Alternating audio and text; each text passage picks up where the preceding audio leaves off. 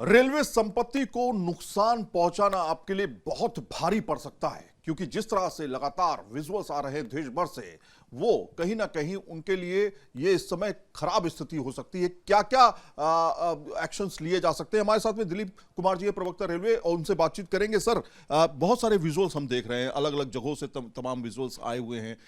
ऐसे लोगों पर कड़ी कार्रवाई करने की हमेशा बात की जाती है। क्या एक्शन जो है इन लोगों के खिलाफ लिया जा रहा है?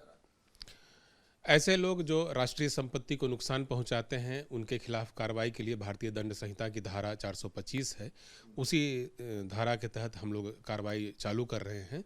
विभिन्न आरपीएफ पोस्ट पर एफआईआर लॉन्च कर ली गई है और सीसीटीवी कैमरा तथा बाकी जो दूसरे इलेक्ट्रॉनिक मीडिया के जो फुटेज हैं, उनका हम एनालिसिस कर रहे हैं।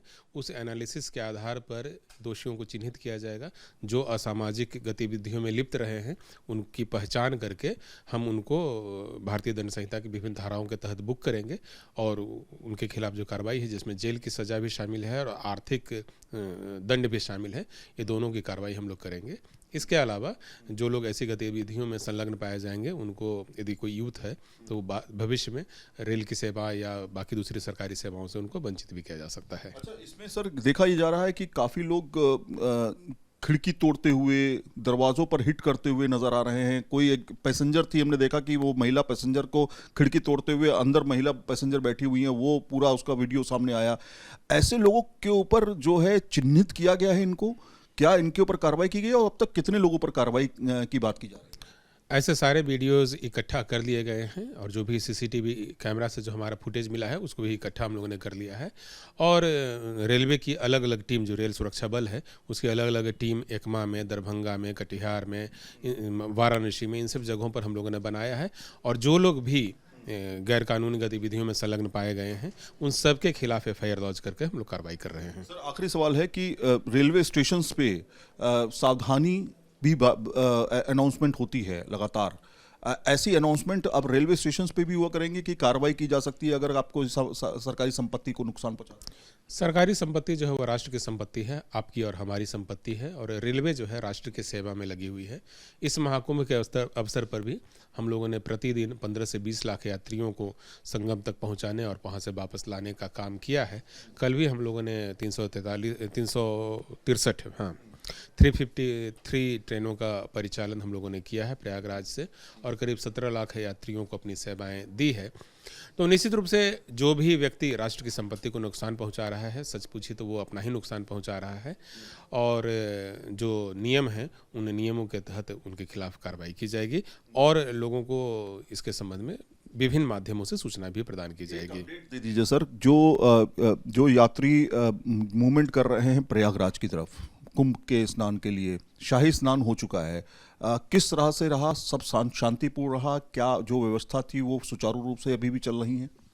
महाकुंभ स्नान के लिए 6 ऑस्पिशियस डे चिन्हित किए गए हैं और इसमें से 5 जो अमृत स्नान हैं, 3 अमृत स्नान और 2 विशेष स्नान, ये पूरे हो चुके हैं। और इन दिनों को ज़्यादा लोगों के स्नान करने और उसके बाद वापस करने की संभावना व्यक्त की गई थी, और उसी के आलोक में रेलवे ने व्यापक तैयारी की और इन सभी विशेष स्नानों के दिन हम लोगों ने 350 से अधिक गाड़ियों का परिचालन प्रयागराज से किया है।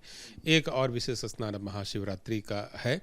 अभी तक के अनुभवों के आधार पर बहुत कुछ सीखने को मिला है और हमने जो व्यापक व्यवस्था की थी, उसका लाभ है यात्रियों ने उठाया है। जो हमारी होल्डिंग एरिया थी, कलर कोडेड वेटिंग हॉल्स जो हम लोगों ने बनाए, उससे भी यात्रियों को काफ़ी राहत मिली। हमने करीब 13,000 रेल कर्मियों को वहाँ पर सेवा में लगाया, सर्विस में लगाया।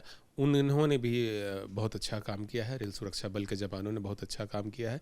बहुत बेहतर कोऑर्डिनेशन जिला प्रशासन और राज्य सरकार के साथ भी रहा है। रेलवे स्टेशनों पर जो सर्कुलेटिंग एरिया है, वहाँ पर कई सामाजिक संस्थाओं ने भी बहुत ही पॉजिटिव भूमिका निभाई है। कई धार्मिक और एनजीओज़ ने वहाँ पर यात्रियों के लिए खाना पानी इत्यादि की भी व्यवस्था की है। खुसरोबाग में हम लोगों ने एक बड़ा सा होल्डिंग एरिया तैयार किया है इस साल, जिसकी कैपेसिटी करीब 1.5 लाख लोगों की है।